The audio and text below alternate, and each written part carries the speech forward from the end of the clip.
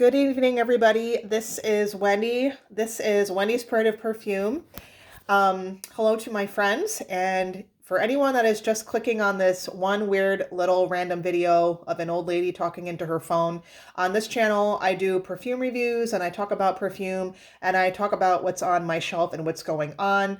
I'm obviously low budget, no beauty, no lifestyle, hoodie fragrances with undone hair.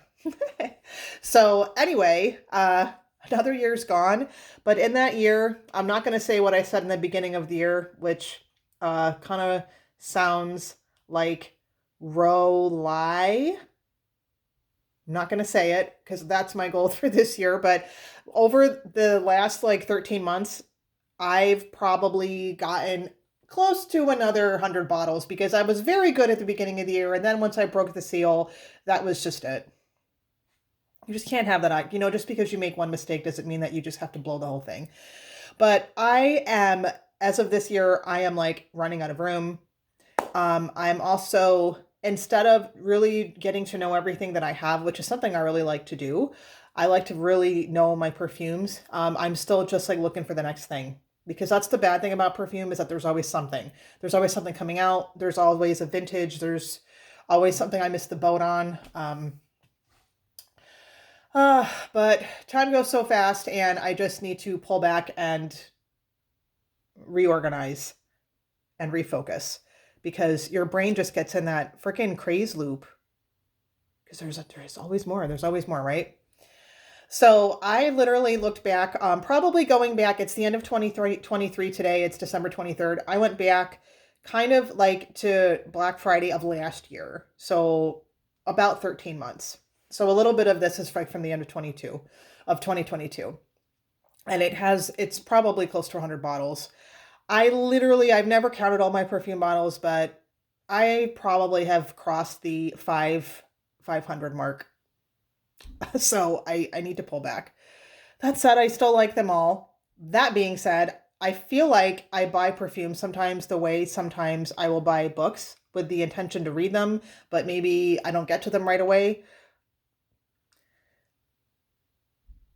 I don't know, probably not the best idea, but that is how I buy some of them. And some of these perfumes are still in their wrapper. Some of these perfumes I don't wear very much. Some of these perfumes I've only worn once, and some of these perfumes are already like my new favorites, and you've seen me talk about them already this year. So let's just start. Let's start with good old Versace, which for the longest time, the only Versace perfume I've ever had was Crystal Noir. For years and years and years. That was the only one on my shelf. And then this year I found Yellow Diamond, which is a fantastic citrus woody floral with a Palo Santo dry down. And I've talked about that one before. So there's the bottle. I do this a lot. I take the bottle, I have the box, take the bottle out. I may do that for some of them. I may not do that for other ones of them. But I have gotten Yellow Diamond, and I liked Yellow Diamond so much. I didn't dig this out, but I also got Yellow Diamond Intense, which is a little brighter and a little more heavy on the citruses. I don't think you need both, but I'm one of those people. I like flankers. That's going to be a big theme over these next couple of videos is, oh, and this is the flanker to this, and this is the flanker to that, and I have this, and I have that, and, I have them all. The other Versace perfume I got this year is the Versace Versace. I feel like I can't tell if this is discontinued or not because sometimes I could find this online and sometimes I couldn't. And sometimes it would be really like overly expensive for a Versace perfume, and sometimes I can find them for like 29 bucks. But anyway, this was a used bottle from Mercari that I was able to pick up for like 35 bucks. This is a fantastic peppery white floral, great for summer, very androgynous, kind of smells like Chanteau Fraîche, and really like this one too. Yeah, I got 3 Versaces this year. This is an old Versace from the 90s. I love this. I'm so glad. I'm really glad I decided to buy this year. This is Versace Blonde. Everything about this is vintage. This is so out of production that the full presentation bottles are going for like $250, $300. So I had to get the sad half empty, no cap one, but it was worth it. The bottle itself is vintage, just with the engraved glass and the gold liquid. And this is a super saturated white floral, absolutely gorgeous tuberose. The tuberose is like rich. It smells spearminty. It smells almost, and I know this sounds weird, almost like with a tinge of like gasoline. Like, it is super strong. It's super enveloping. It is just radiant. This is very new. I just got this one in the last couple of weeks, and Versace Blonde. Glad I did not miss the boat on this. I'm really glad I got this. So that is it for Versace. And as this is a haul video, I may say a few things about them here and there, but obviously this is not going to be like a full, like review, because then I would just be here forever and I can't review all of them anyway. Also picked up this year a Boucheron Rose d'Esparta. I really like dessert roses, and this is like an ambery dessert rose.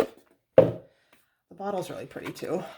I had to wait for this to go down onto the gray market because I think these were retailing for like over 200, and I got this for like 90 plus tax and shipping. But this is pretty. This is sweet, easy, ambery, not as spicy as I thought it was going to be, because there are like some spices in the note list, and I was really looking forward to that. So, and it's it leans a little bit more sweet instead of spicy, but still, it's nice. I like it. That's a Rose d'Esparta from Boucheron. Oh, I think I just talked about this one. This is a very basic vanilla from Laura Mercier, just called Vanille Eau de Parfum. I think I refer to this as a slightly toned down version of Dior Addict. But if you don't want the super heavy, super leaden, super like aggressive vanilla, this is just a slightly lighter vanilla floral, easy to wear. Sometimes I'm just in a lighter mood lately, and I just need something lighter. So I picked that up. One from Estee Lauder, Radiant Mirage. I'm so glad that they are making 40 ml bottles of these, because the 100 ml bottles are like, they're like $200. Now these are 100, but you can wait and find a deal. So I waited until this was much less than $100. Radiant Mirage is the formula of Samsara, basically, which is a huge jasmine and sandalwood perfume. And this is also nuclear in strength. Thank you, Estee Lauder, for still doing that. In true old lady fashion, old lady projectile white flowers with a nice sandalwood base. Very pretty, radiant sandalwood. Or I'm sorry, it is radiant sandalwood too, but it's Radiant Mirage from Estee Lauder. Here, let's do these three. One, because these are all from the same company. Okay, so this is from Lorenzo Villarici Ferenzi. What a name. I've been interested in finding this perfume for years and years. This is Sandalo. Y'all know I love sandalwood. However, and I knew I was taking a risk, this perfume originally came out in 1995. It's supposed to be one of like the best sandalwoods ever. Lots of things have changed since 1995. Lots of things are not available since 1995. I kind of knew that this was going to be a little bit more on the drier side, but I still thought that the notes are like, there's a lot of citrus, and there's Brazilian rosewood, and there's some citruses, and there's some florals. So I thought it was going to be like a rosewood, citrus, herbal. There's like supposed to be lavender in here, along with the sandalwood. I did not think that this would be like sandalwood would be the star. But I feel like this is a little bit thin and a little bit washed out and a little bit tone deaf. Like, I'm not smelling a lot of herbs. I'm not smelling a lot of florals. I'm not smelling a lot of citruses. The sandalwood's pretty dry and woody, which would have been fine if there was more going on. I actually put a spray on today because I keep like waiting for it to change in the box. And I may not give up on it, but I also may not keep this because I've tested this several times and it just kind of doesn't do anything. And like I said, I knew I was taking a risk on this because I just knew it wouldn't be the same perfume that came out in 1995. That's not possible. On a lighter note, so this is kind of funny. This is a hard word for me to say. This is Kamasarabi. Let's see if I can. Um, I've been eyeing this for a year or two as well. And because it looked like this exotic woody floral, and I like those. And I was watching Sam from My Fragrance World, and she mentioned this perfume. I've never seen anyone mention this perfume ever. And it was right around the time when I was like scrolling for a price and like looking at reviews and everything.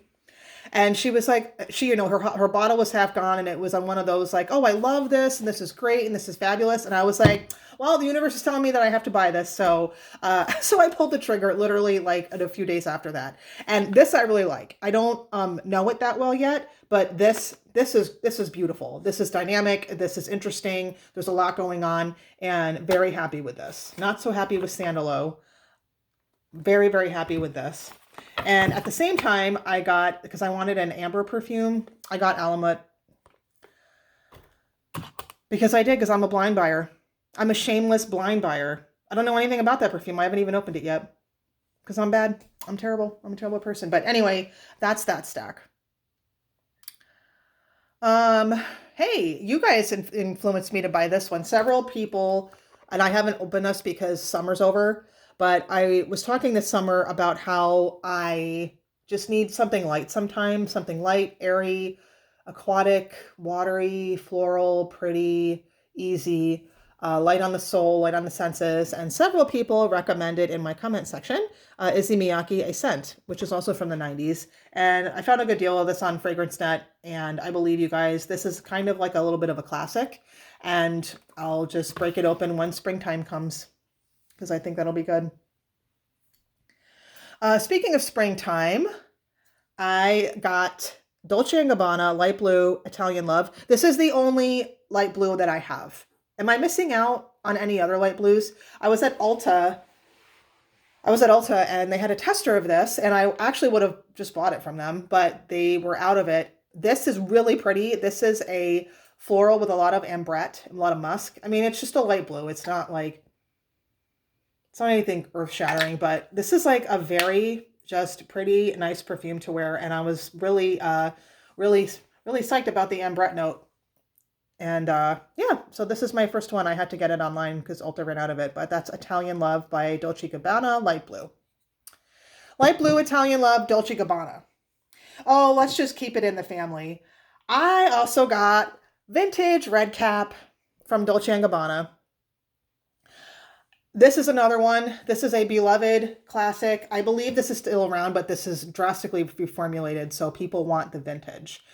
And what a perfume to have on your hands. I mean, maybe it doesn't matter now because this is out of production, because the original formula is out of production, and what people want is Red Cap.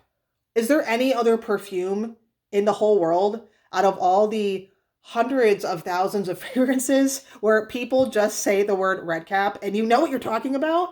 That is pretty impressive. Anyway, I wanted this strong oriental floral. It smells like the 80s, even though I think this came out in the very early 90s.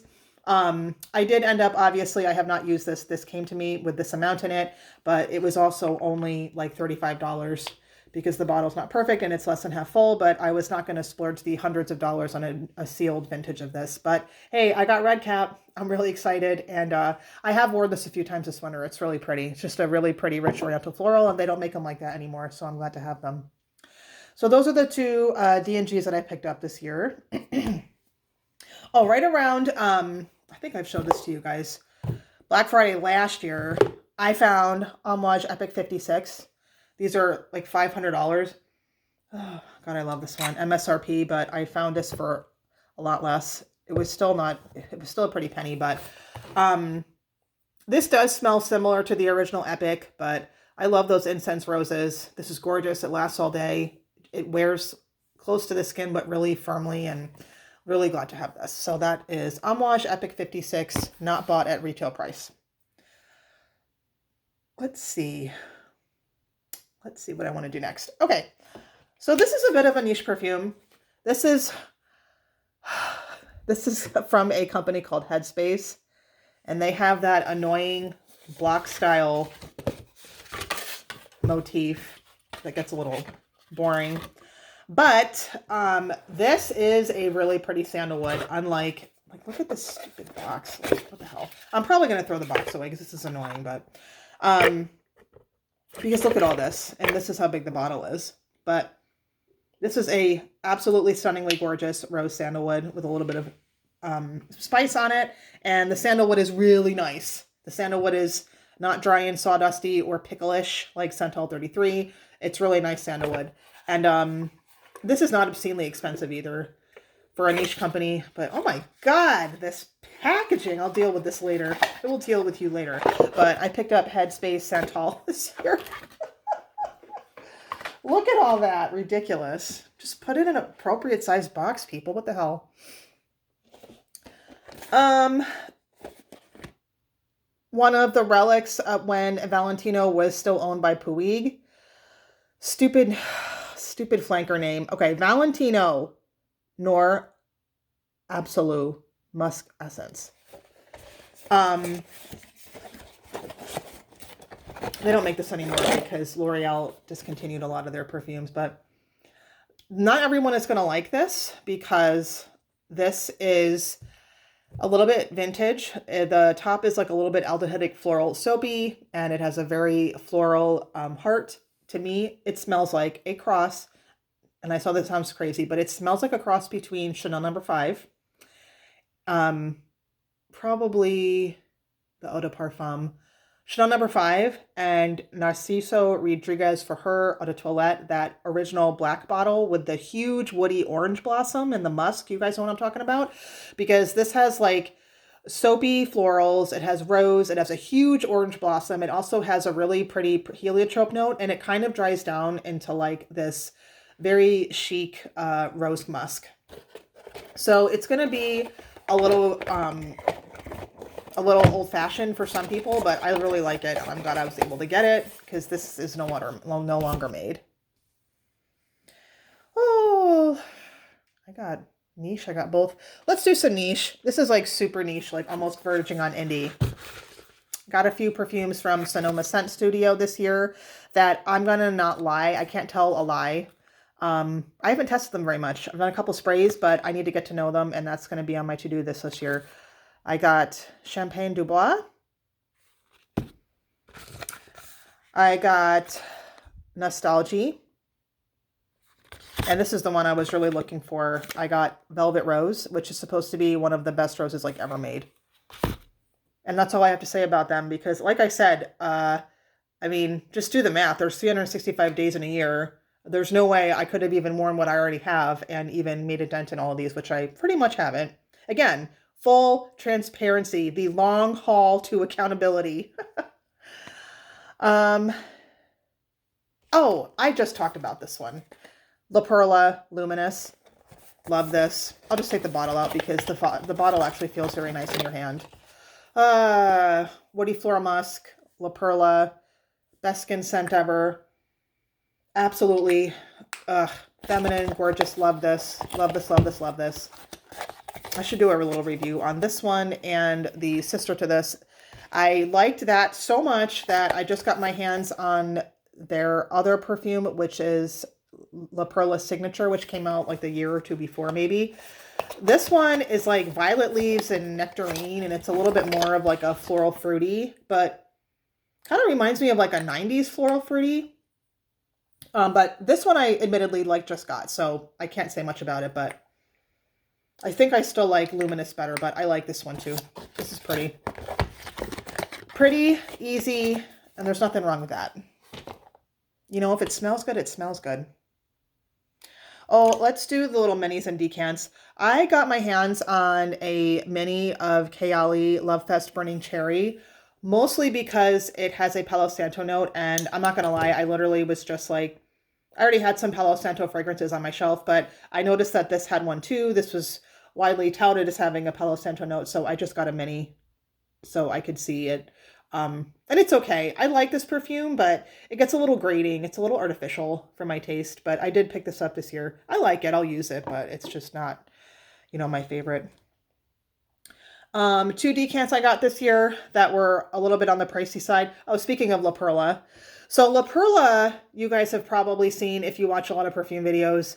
They must have been distributing to YouTubers because they have these sets of perfumes right now that are like over $400 a bottle. I'm not buying any of those, but I did want to test this one.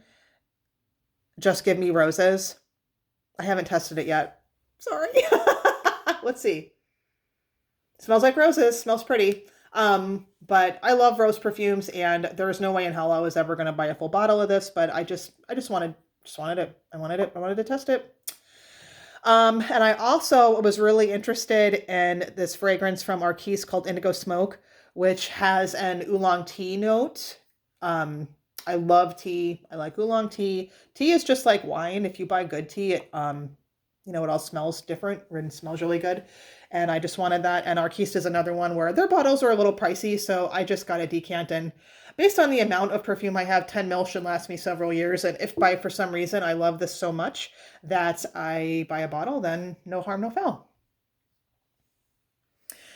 Okay, last two that are niche. I did get Nasamoto this year, Absinthe. I don't like this packaging either. It's like hard to slip these out. Now this one is kind of cool.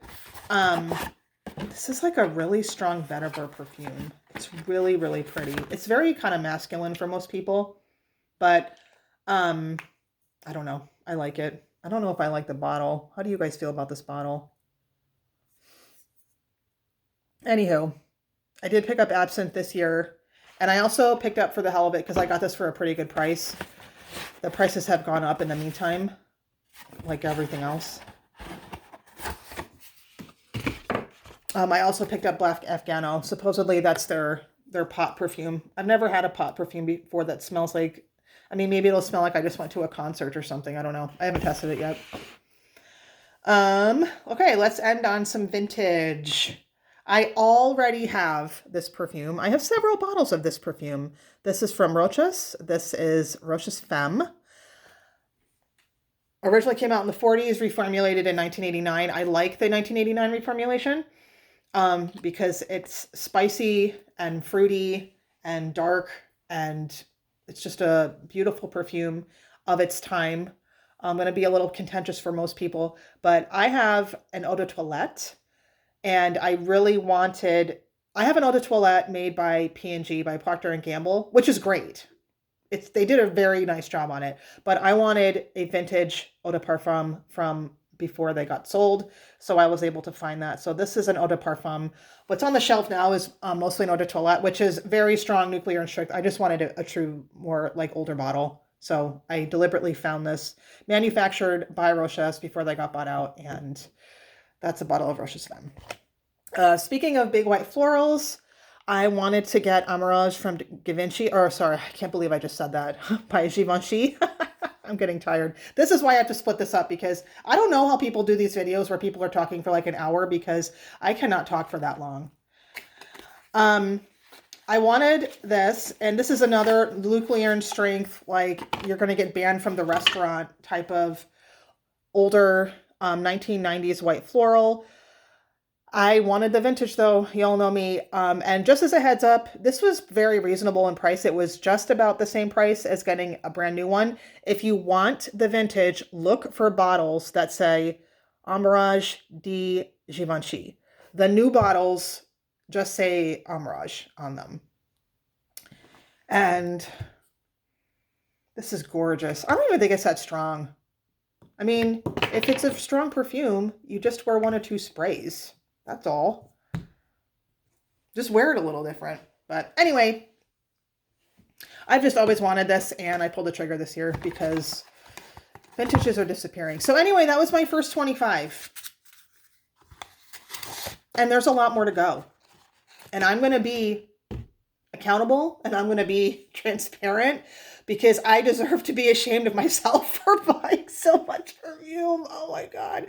And all the things I do to justify it, right? Like, I don't wear makeup because obviously I don't, but like, I don't wear makeup. I mean, I do wear nail polish, but that's it. But I don't get my nails done. I do it myself. So I don't wear makeup. I don't get my nails done. I drive a very fuel efficient sedan. I spend $50 a month on gasoline, even when it's like $3 or $4 a gallon. I only have 1 pet. I have a small house. I don't really have any, I have debt. Things go wrong with my house. I have things I have to pay off, but I don't have like, man, I don't have credit card debt. I'm not like still paying off student loans. You know what I mean? Like, but still, there's no excuse. I have to stop with the excuses. And plus, I want to get to know these. I haven't even worn these yet.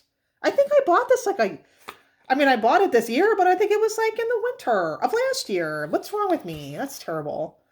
So yeah, I think I said at one point that I was never going to do a haul video, or I don't know. I've just never been interested in doing haul videos because I associate them with like people getting on YouTube and just like talking about what they bought at Target, or, you know, even in the perfume community, all people that are like, oh, I'm a minimalist. I'm going to declutter now, and I'm going to haul, and I'm going to declutter, and I'm going to haul. And I'm like, that's, for some reason, that just annoys me. You know, people can do whatever they want. What I think about what other people do does not matter. But for me, that cycle would be more annoying. Like, I'm not going to get all these perfumes and then just immediately get rid of them. Why would I do that? I like perfume. I like my perfumes. But I don't know. What are your perfume goals next year? How many perfumes did you buy?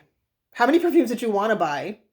And then how many did you end up getting? I mean, because for some people, like maybe you even were like gonna maybe buy more and like nothing caught your eye and you only bought two or zero, which is amazing. Or maybe you're like me and you have no self-control and you just love your perfume so much. But anyway, so yeah, I will have to round up the next batch and I'll be back in a few days. I actually, I work on Christmas and stuff like that, so it'll probably be closer to next weekend near the new year. But yeah, this is going to be a project. So here's to part one, and I hope you all have a good night. Thank you for staying with me for all 27 minutes. I really appreciate you guys, and I'll see you next time. Bye bye.